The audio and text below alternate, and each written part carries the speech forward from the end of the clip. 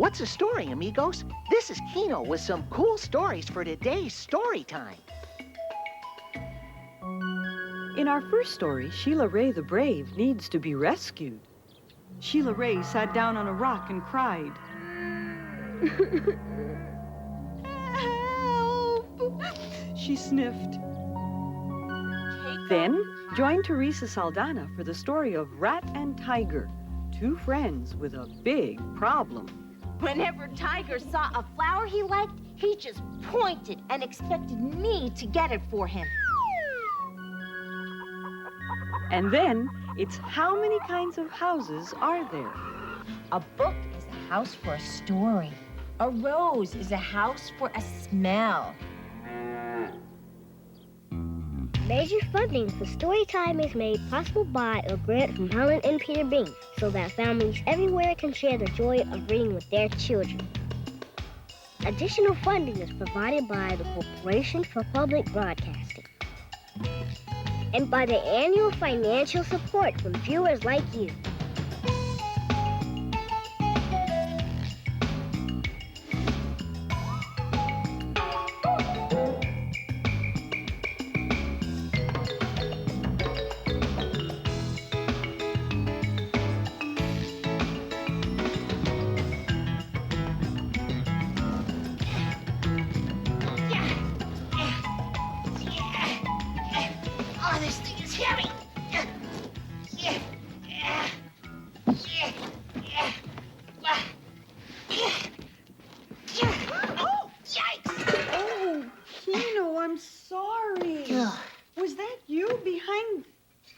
That's a big box. Hey, who turned out the lights? Oh, I guess I did when I bumped into you. Oh. There. Oh. Are you okay? Oh, phew. Yeah, that's better. Yeah, I'm fine. What's this big box for? And why are you wearing aluminum foil and pie plates? Well, it's armor, Lucy. I'm a knight in shining armor. Oh, of course. I should have known. And this isn't a box, you see. It's a castle. I see. It's also not a fort. Anybody can see that. Obviously, it's a castle. Who said it was a fort? Jenny. And she's wrong. Jenny, that's your friend. She was going to come with you today, wasn't she? No, she was. I'm mad at her. Now, if you'll excuse me, I want to be alone. Gee, Kino, I was hoping that I could get your expert opinion on this book. See? It's called Sheila Ray, the Brave. Please close the window, Lucy. Jenny wanted a window, but I don't. Who needs a dumb old window? I'm not going to use it. Well, I'm sorry you and Jenny aren't getting along. Isn't it kind of dark in there? Well, yeah, kind of. Did you see something about a story? Would you like to hear it? Sure. It is kind of weird in here alone. And a story's always good company. But I am not afraid at all. In here alone. In the dark. Oh, okay. Sheila Ray the Brave by Kevin Henkes. Oh, look, Kino. Sheila has a flag just like yours.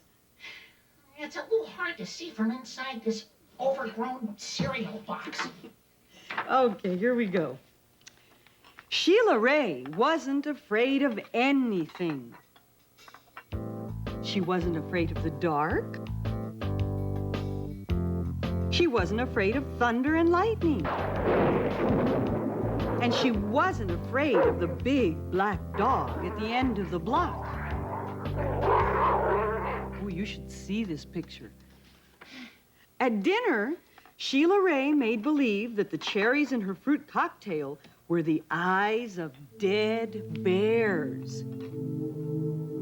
And she ate 5 of them. At school, Sheila Ray giggled when the principal walked by.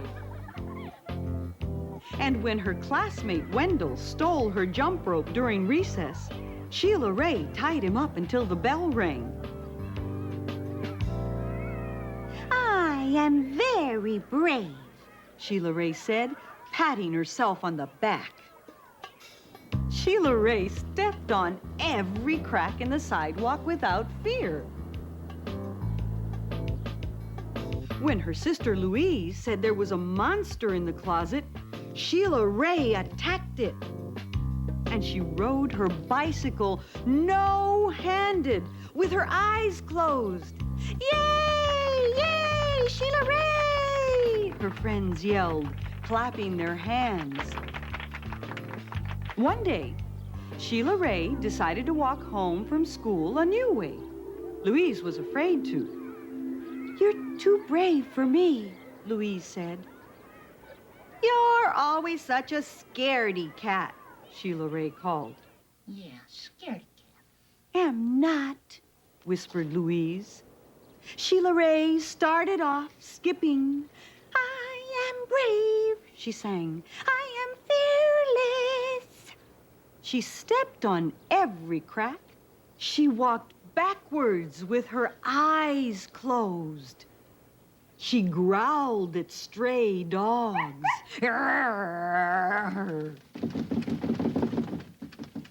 And bared her teeth at stray cats. And she pretended that the trees were evil creatures. She climbed up them and broke their fingers off. Snap, snap, snap. Sheila Ray walked and walked. She turned corners. She crossed streets. It suddenly occurred to Sheila Ray that nothing looked familiar. Sheila Ray heard frightening noises. They sounded worse than thunder. She thought horrible thoughts. They were worse than anything she had ever imagined. "I am brave," Sheila Ray tried to convince herself. "I am fearless." The sounds became more frightening. The thoughts became more horrible. Sheila Ray sat down on a rock and cried. "Help!" She sniffed. She thought of her mother and her father and Louise. "Mother! Father! Louise!" she cried. "Here I am," a voice said. "Louise!" Sheila Ray hugged her sister. "We're lost," Sheila Ray said. "No, we're not," said Louise. "I know the way home. Follow me." Louise stepped on every crack. She walked backwards with her eyes closed. She growled at stray dogs and bared her teeth at stray cats. And she pretended that the trees were evil creatures. She jumped up and broke their fingers off. Snap, snap, snap.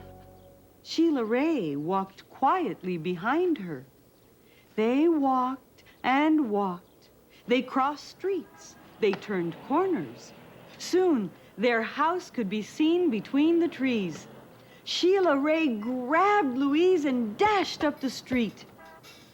When they reached their own yard and the gate was closed behind them, Sheila Ray said, "Louise, you are brave. You are fearless." "We both are," said Louise, and they walked backwards into the house with their eyes closed. And that's the end of that. Well, it looks like that window sort of came in handy, didn't it, Kino? Well, maybe. It was easier to see the pictures. What did you think of Sheila Ray the Brave? Well, I liked it a lot. I'm brave and fearless, too, you know. Even inside that big, dark castle with the window and the door closed? Sure.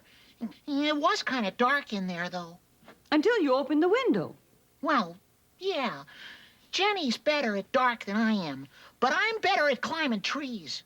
Well, I think some of us are brave at different things. Yeah, and at different times, like Sheila Ray and Louise. Hi, Lucy. Oh, hi. I'm so glad you could come today. Oh, brother, I can't see. Oh, it's Theresa and her daughter, Tiana, and it's Fozzie and Layla. You know, maybe if you were to put a window on this other side. Oh, wait. Where's Kino? Oh, I'm inside this box. Castle. Wow, a castle. You know what? I have a story right here that has a castle in it. Oh, you do? Well, come on, Lucy. Look, it's called The Rat and the Tiger, and it's by Keiko Kaza. Oh, let's hear it. It has a castle in it? Yeah, it sure does. 'Cause this is a castle, you know, not a fort, even though it has a window. Windows are okay for forts, but not for castles. Kino had an argument with his friend Jenny about whether or not this is a fort or a castle, and whether it should have a window. Well, it wasn't just an argument. It was a big argument. Ooh, I'm sorry to hear that. Well, listen to this story, and I think you might find a way of getting along better with your friend. Oh, really? Mm-hmm. You mean it'll show Jenny that this is a castle and not a fort, and that it shouldn't have this window? Well, not quite, but just listen to the story, and I think you'll see what I mean. Okay. The Rat and the Tiger by Keiko Kaza. I'm a rat, just a tiny little rat. Tiger is a big, tough fellow. We are best friends. We used to have a little problem, though. Whenever we played cowboys, Tiger was always the good guy, and I was the bad guy. Tiger said, The good guy always wins in the end. what could I say? I'm just a tiny little rat. Whenever Tiger and I shared a donut, Tiger always cut it so that his piece was bigger than mine. Tiger said, It's nice to share, isn't it? what could I say? I'm just a tiny little rat. Whenever Tiger saw a flower he liked, he just pointed and expected me to get it for him. Tiger said, Isn't nature beautiful? what could I say? I'm just a tiny little rat. One day, I built a castle, the biggest one that I had ever made. Look, Tiger, I shouted proudly. Tiger said, Nice job, rat. and then he jumped up into the air and he kicked my castle to pieces.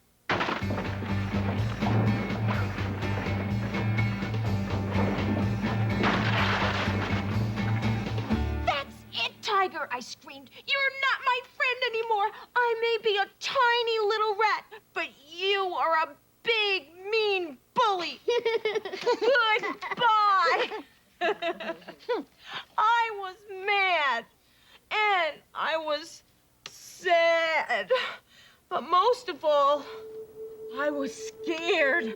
I had never yelled at Tiger like that before. When Tiger found me, my heart almost stopped. I thought that he might kick me, just like he had kicked my castle. Go away, Tiger, I shouted. I'm not afraid of you. Leave me alone. But Tiger didn't come to kick me. He had fixed my castle, and he wanted me to see it. So I did. But I told him, I'm still not your friend. Then Tiger asked me if I wanted to play the good cowboy for a change. So I did. But I told him, I'm still not your friend. Next, Tiger asked me if I wanted to cut our donut for once. So I did. But I told him, I'm still not your friend. Finally, Tiger asked me if I wanted a flower. So I pointed to one, and Tiger bravely went to pick it for me. Maybe, I told him, just maybe, I'll be your friend again. And Tiger smiled. And ever since that day, we have gotten along just fine. We take turns at everything. And we split our donuts right down the middle. We do have a little problem, though. A new kid on the block.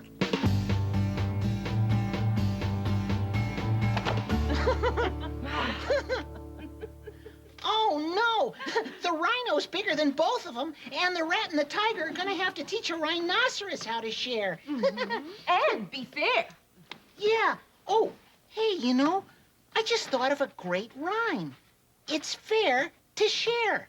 What do you think? That's great, Kino. Well, that's what sharing is all about, being fair to everybody. That's right. Hey, kids, what do you think of the story? Now, let's see. Who should go first? Who wants to go first? Who wants to go first? Okay. What did you like the story?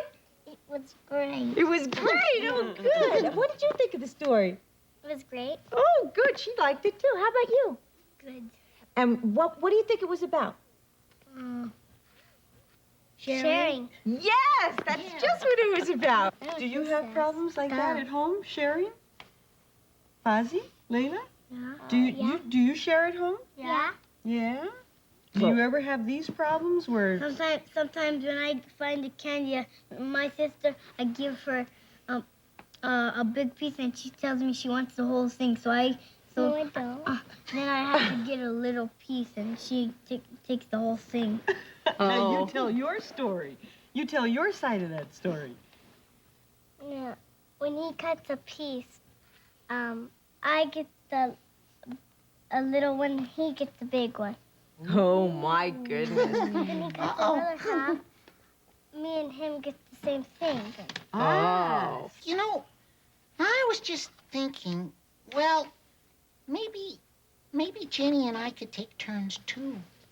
Oh, that's great. You see, you learn that because if a tiger could do it, you can do it too, right? Yeah.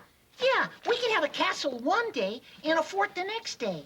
And if you think and think, there are lots of things that you could do with that box.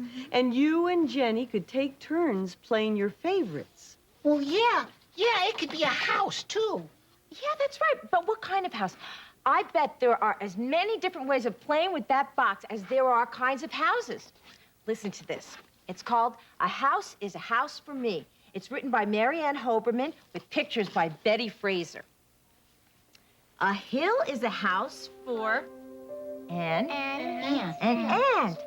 A hive is a house for A bee. A hole is a house for a mole or a Mouse. Huh? And a house is a house for me. A web is a house for a Spider. A bird builds its nest in a Tree. There's nothing so snug as a Bug. in a rug. And a house is a house for me. A coop, that's a house for a chicken. A sty, that's a house for a sow. A fold, that's where sheep all gather to sleep. A barn, that's a house for a Cow. right. It's also, of course, a house for A horse. A kennel's a house for A dog. a dog is a house for a flea. But when a dog strays, a flea sometimes stays, and then it may move in on me. Houses for Rabbit. are hutches. A house for a mule is a shed. A castle's a house for a duchess. A bedbug beds down in a bed. That's right. You guys are so smart. Mosquitoes like mud holes or puddles. Whale. Whales need an ocean or sea. A fish or Snake. may make do with a lake. But a house is a house for me. A shell is a dwelling for shellfish, for oysters and lobsters and clams. Each snail has a shell, and each turtle as well, but not any lions or lambs. Lions live out in the open. Monkeys live up in a Tree. Hippos live down in a river. Now, what do you know about me? An igloo's a house for an Eskimo. A teepee's a house for a Cree. A pueblo's a house for a Hopi. And a wigwam may hold a Mohi. A garage is a house for a Car. car or a truck. A hangar's a house for a plane. A dock or a slip is a house for a ship. A ship. A ship, yeah. And a terminal is house for a train. A husk is a house for a corn ear. A pod is a place for a pea. A nutshell's a hut for a hickory nut. But what is a shelter for me? A glove is a house for a Hand. hand. That's Yeah. right, Kino. A stocking's a house for a knee. A shoe or a boot is a house for a foot. And a house is a house for me. A box is a house for a tea bag. A teapot's a house for some tea. If you pour me a cup and I drink it all up, then the tea house will turn into me. Cartons are houses for crackers. Castles are houses for kings. The more that I think about houses, the more things are houses for things. And if you get started in thinking, I think you will find it is true that the more that you think about houses for things, the more things are houses to you. Barrels are houses for Pickles. pickles. And bottles are houses for jam. A pot is a spot for Potatoes. potatoes. And a sandwich is home for some ham. The cookie jar's home to the Cookies. the bread box is home to the Bread. My coat is a house for my body. My hat is a house for my head. Perhaps I have started far-fetching. Perhaps I am stretching things some. A mirror's a house for reflections. A throat is a house for hum. But once you get started in thinking, you think and you think and you think. How pockets are houses for pennies and pens can be houses for ink. How peaches are houses for peach pits and sometimes are houses for worms. How trash cans are houses for garbage, and garbage makes houses for germs. And envelopes, earmuffs, and eggshells, and bathrobes, and baskets, and bins, and rag bags, and rubbers, and roasters, and tablecloths, toasters, and tins. And once you get started in thinking this way, it seems that whatever you see is either a house or it lives in a house. And a house is a house for me. A book is a house for a story. A rose is a house for a smell. My head is a house for a secret I never will tell. A flower's at home in a garden. A donkey's at home in a stall. Each creature that's known has a house of its own. And the earth is a house for us all. Oh, that is that. Wow. Wow, you Those pictures were so full of wonderful things to discover if you just look closely. You know something that I noticed about that book, Lucy? What? Well, I wasn't gonna say it, but I may as well. What, Kino? What did you notice? Well, the castle in the story sort of had windows. I saw them in the pictures. No, you are right, Kino. See? Look, kids. You see? The castle actually did have windows.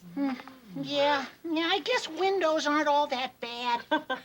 Well, if it weren't for that window, you wouldn't even have known that the castle in the story had windows. Yeah, I guess you're right.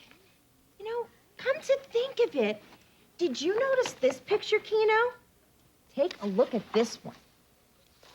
You were right about the big box making a nice house, too. See? Now, what else could this be, Tiana? A rocket. A rocket? Yeah, a rocket. What do you think it could be, Layla? A dog. A dog or a dog house? Doghouse, that'd be cool. That's yeah. good. And what do you think it could be? A plane. A plane. Wow, it yeah, could be that's a plane. great. A bird. Oh, it could be a bird or a bird. House. Birdhouse, yeah. You guys are A cave. A cave? That's Yeah. right. What else could a box A like tree this be? house. A tree house. That's right. Oh, I know. Maybe if we put it down on its side, it could be a ship or even a cave. Hey, I'll bet Jenny will have more ideas. I'm gonna ask her. Oh, great, Kino. Oh, see ya. Wait, Kino. We need to do our story picks. Oh, yeah, right. My story pick is Mr. Tall and Mr. Small. You see, they sort of had an argument like Jenny and me, but they also learned to cooperate and help each other out.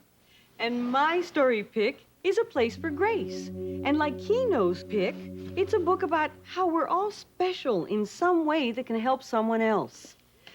Well, thank you, Theresa and Tiana and Layla and Fazi for coming to visit us today. Yeah, and remember, everybody, keep a story in your heart.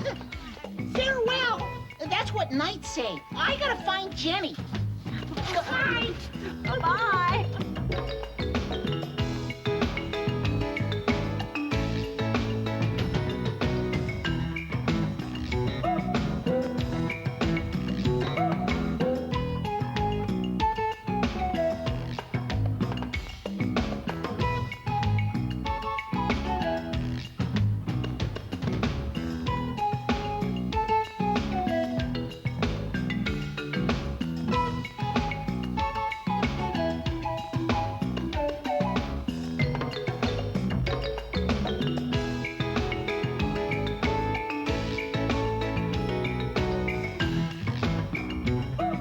Today's Storytime books are Sheila Ray the Brave by Kevin Henkes, The Rat and the Tiger by Keiko Kaza, A House is a House for Me, written by Marianne Hoberman, illustrated by Betty Fraser, Mr. Tall and Mr. Small, written by Barbara Brenner, illustrated by Mike Sheenan, and A Place for Grace, written by Jean Davies Okimoto, illustrated by Doug Keith.